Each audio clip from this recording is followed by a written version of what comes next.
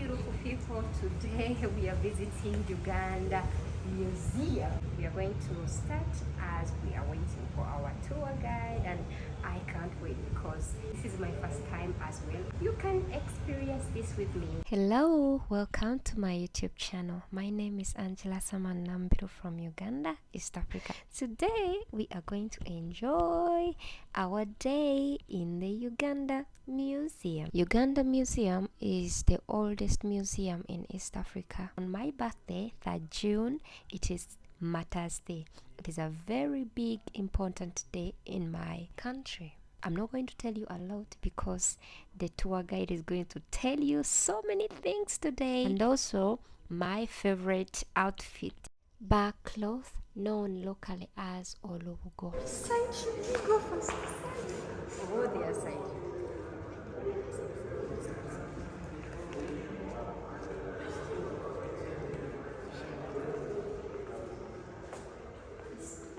If this is your first time to see me, please subscribe to my YouTube channel for more videos like this one. Hi, our tour guide is here, guys. Get ready, get ready, get ready. Ntosi is in form of a hill. That hill is 4 meters high, so it is called Ntosi.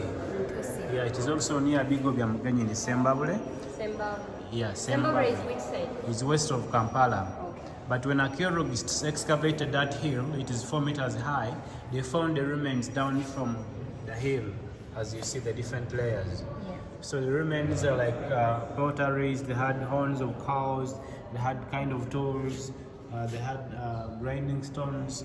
So the remains are dating the time of the Bachwezi people, and the site is close to their capital in Bigo in Sembabule. So they believe this hill was like a rubbish pit. The Bachwezi people would go dumping remains like rubbish, ash, sand, and later formed about a hill. So the remains are also evidence showing that Bachwezi were living, and they represent activities in which Bachwezi were carrying out. So they may have had like potteries, they had iron smelting for tools, they had livestock due to horns, and they had agriculture to get foods for grinding on the stones. Yeah, I know this one. Yeah. So when you look in the background, that's how the site looks. It's now green, and agriculture takes on place. Yeah, I see banana. Yes. So it is found in Sembabule, west of Kampala. Oh, thank you. And this is Luzila head. It is an artifact that was named Luzila from the area where it was found in 1929 during the construction of the biggest prison in Uganda, the Luzila prison. It is made of clay, but in East Africa we don't have the form of clay in which it is made. The clay is said to be similar to that found in West Africa. So in Uganda we have different ethnic groups, and one of the ethnic groups is called Bantu. Bantu are said to have come from the Cameroon Highlands. So they believe the Bantus are the ones that came along with this, the interior. The Bantus are said to have come here between 10th to 15th century. And it had the name Luzila from the area of the Luzila site. It lies on the shores of Lake Victoria near Kampala. Well, what about the bar cloth? Yes, in Buganda, we have different clans, Yeah. and each clan had a role that it could play within the kingdom of Buganda, and it could have an area in which it settled and controlled. So the area in which this artifact was found, the Luzila site, it belonged to the clan of the Ota. The Ota, the yeah. Ota clan. I know So them. the Ota were responsible for bark cloth making. So that's why you have that impression of bark cloth. The cloth is got from bark of the ficus tree.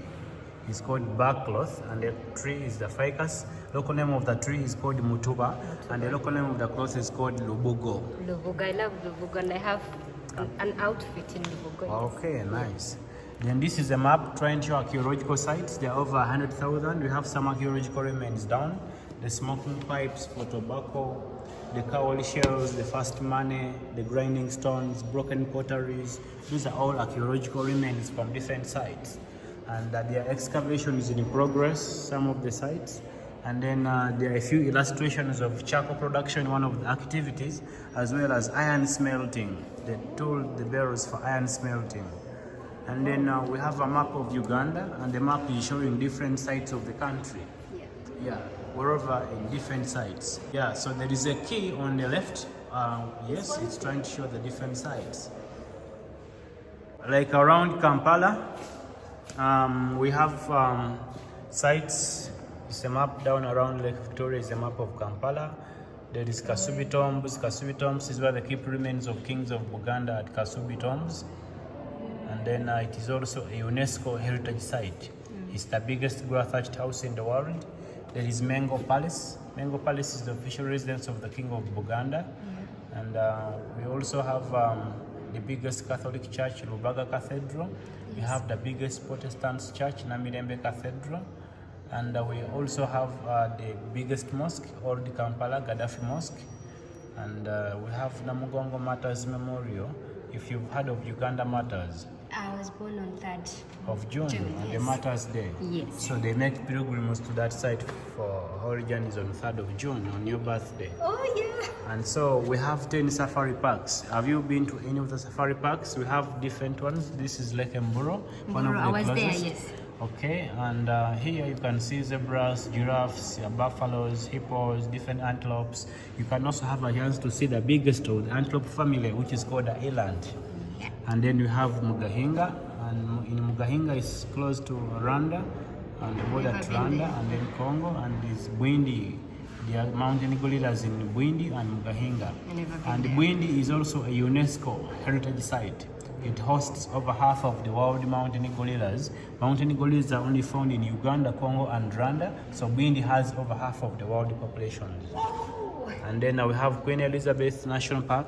I know that one, yes. Okay, then this is famous for the cats as well. You can have a chance to see the climbing lions. Yes. And then we have Chivale Forest. There are some primates like chimpanzees in Chivale. And we have the highest mountain, Rwenzori, which is also has a snow-capped peak and is a UNESCO site, 5,109 meters high above sea level. There is Semuliki Forest and Machishon Falls. This is the biggest national park in Uganda, Machishon Falls. Yes, I was there. Okay. All right. So those are also said to be the most powerful waterfalls in the world, Machishon Falls. That's true. And then we have Chidepo Valley in the northeastern Uganda, in Kalamoja. Chidepo Valley National Park. Last year too. Oh, wow. And then we have Mount Elgon, the second highest mountain after Rwenzori. So that's a map of Uganda. Yeah. It's showing different sites. Thank you so much, guys. Did you know these things? Come and see them. So, and then the map there is trying to show evolution of the boundaries of Uganda. So Uganda is just as in the white patterns presently, but before 1926 there were just territories within ethnic kingdoms and tribes. There wasn't like national boundaries as a united country, Uganda. And this evolved when European powers had interests in Africa. At first, Uganda was a German ally. There was a German explorer in the names of Karl Peters who had signed agreement with African chiefs.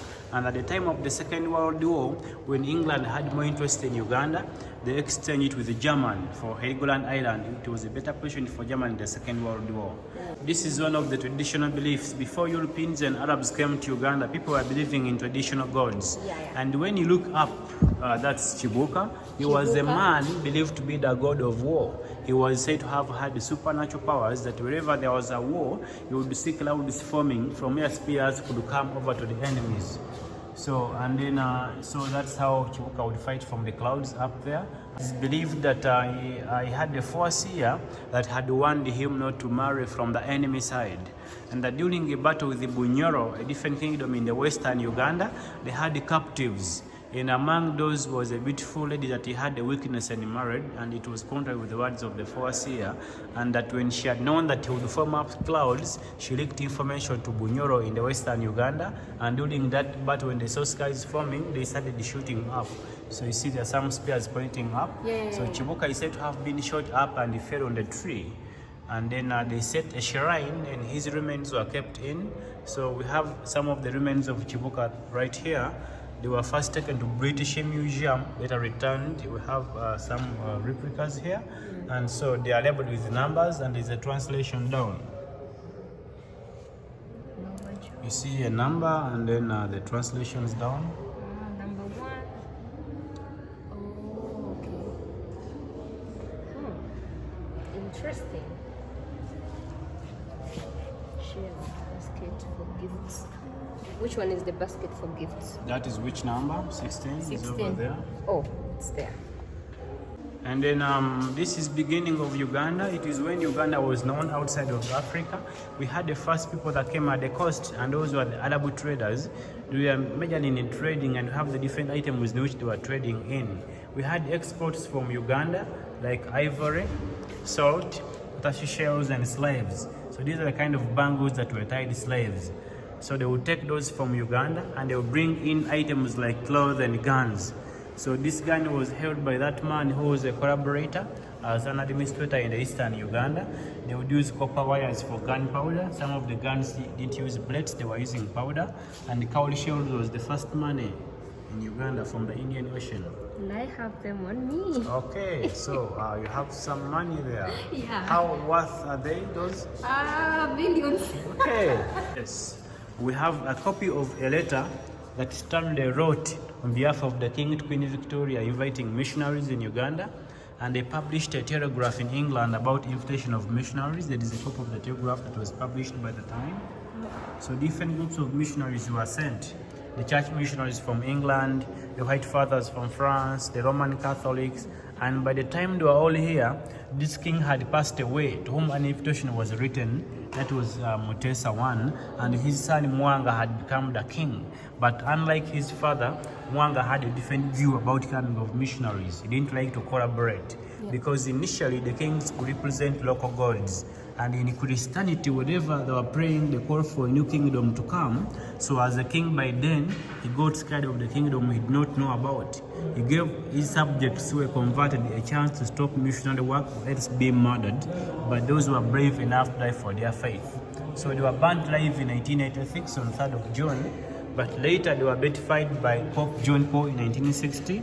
In 1920, they were beatified by Pope Benedict, and they were canonized by Pope John Paul in 1964. So every 3rd of June, we remember those people, yes, as Uganda martyrs. And those are some of the names of those people that were murdered, beatified. So they make pilgrimages to that area. Dennis Bugwao, Andrew Kagwa. And so, then these kings were later exiled at the Seychelles Island for resisting the missionaries. And that's where Mwanga passed away on the way back. And then this was another king of a kingdom called Bunyoro, Omukama Chwa John Kabalega. He was also a resistor to the missionaries, and they were both exiled at the Seychelles. So there's J.L. Pilkington, who helped in translating the Matthew Gospel of the Bible to Uganda language. And unfortunately, the biscuit Bible is not on display. It was the first Bible. It was kept in a tin of a biscuit to prevent insects from destroying it. And then this is the first machine to print books in Uganda. It was brought by the church missionaries from England, and it was invented by Alexander Mackay. Those are some of the books first printed, like Bibles, but in local languages like Luganda. Yes, that's like the Holy Bible in Luganda. And down, the missionaries also set missionary schools and hospitals in different parts of the country. Some of these are still existing, the first missionary schools and hospitals and missions. And we had first class to study abroad. These were first taken to Tunisia, later to England. And so there is a view of Kampala at independence. That was in 1962 from Kasubi Hill. That's how Kampala looked. And then there is one of the first missionary hospitals in 1950. That is St. Luke's Hospital, Mengo. How it looked? Is that Mengo? Yeah. Huh? And then it was also the hospital from where Dr. Albert Cook invented the malaria medicine. And then we have the kind of dressing. Initially, that's the first fabric they were putting on. It's locally called backcloth. From back of a tree, Olubugo in Uganda. Yes. And when Arabs came in their trade, they built materials of cloth. So they made a smart design of a different material named the soka. And when missionaries came, they thought it better with the slaves and named it Busuti. So Busuti was for boarding students at one of the missionary schools called Gayaza. And there was a designer in the name of Gomez. She designed this dress with the high peaks on the shoulders, and they gave her dress a new name from her. So presently, you call it Gomez. Gomez. That was the name of a designer. She was called Gomez at the missionary school. And it was first used for boarding students, so some people still refer to that dress as a boarding, as another name. We have different tribes in Uganda. And they would put on these headdresses whenever there were celebrations for weddings, victories, funerals. So these are the different names of tribes that would dress this as they dance. The Acholi, the Gishu, the Alul, the Kalamoja, those are all different tribes. Yeah. So whenever there were traditional dances, even presently, there are still traditional music and dance. So some of the tribes still dress such a kind and they perform. Then we also have some of the first hairdressing styles by ladies, some of the names of tribes that used to plait the hair. And then they had masks. So there's one from Nigeria and Congo, the rest are tribes of Uganda. So some of the masks represent spirits from underground and others were for different traditional rituals. Ooh. Jesus Christ. And then these are tools for hunting. So there is a bird trap down, they will put in food so the birds go in, they will not come out. Then there is a wheel trap. They will dig a hole down, and when animals stepped on that, they would fall down the hole. They had spears. These are the names of tribes. They used the spears. They had hunting tools. They had bow and arrow. There's a fall trap that was tied upside down to fall onto the back of the animal. And then those are the animals and how they were trapped. The hunting fetish was believed to bring good luck and protection. They had livestock, keeping of cows. We have Ankole in the western Uganda with the longer horned cows. These are their milk pots. And the Karamajongs are in the northeastern Uganda. They will keep cows with short horns. So these are also known as the zebu cows. These are their milk pots. These are made of calabash. Yes. Calabash is a plant. They scoop out the inside, and then it's a container. It's like a pumpkin. Yeah. And then they had agriculture, the growing of foods. So down are the garden tools used by different tribes and the kind of where they were being used to dig the gardens. There's also a map up trying to show the crops and origins.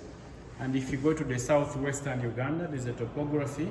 So they will have the kind of terraces across the hill to control soil erosion. Then over here are kind of potteries.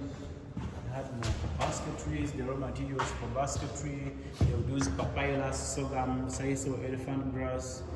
And then these are some tools for weaving, like how they start coiling a basket, and then when it was finished, like here. Yes. And then we have a few of these beadworks that came in later. Wood products like milk pots, they would first fashion. They had one with a hole and eventually a cover. That was kind of technological advancement. And this stool also used as a pillow. This one? Yeah. Whoa. But it's... These were nomadic. That's one of the reasons for the size, and they believed cows belonged to them, so they had braids for cows from each other. And when they were asleep on this pillow, it is hard, so it would make them half asleep, and they would keep attentive to their cows. Oh my God. And then this is the ficus tree they would use for the cloth. Yes. The scientific name of the tree is Ficus natalensis. Local name is mutuba. When they had the bark of a mutuba, they would scrap off the outer bark, and this is the inner bark that they would use the kind of malice to pound the inner bark. It could be softened and stretched into 3 different textures as fine as a cloth. And when it was ready, they would use wooden stamps. They would dip stamps in ink. They would place on designs and patterns. They always had ink from plants. But because the ficus tree has pigment that prevents decomposition, they still use this cloth for burial. Burial, yeah. Then these are a few leather products like sandals, baby carrier, from elephant hide, from a buffalo hide. It's not so common today because hunting is illegal. Illegal right now, yeah. I hope you enjoyed today's video. Thank you so much for watching. Tell me in the comment section, what should I show you next? I'll be reading all your comments, and don't forget to subscribe to my YouTube channel if you're new. Otherwise, have a good night. Bye. Mwah.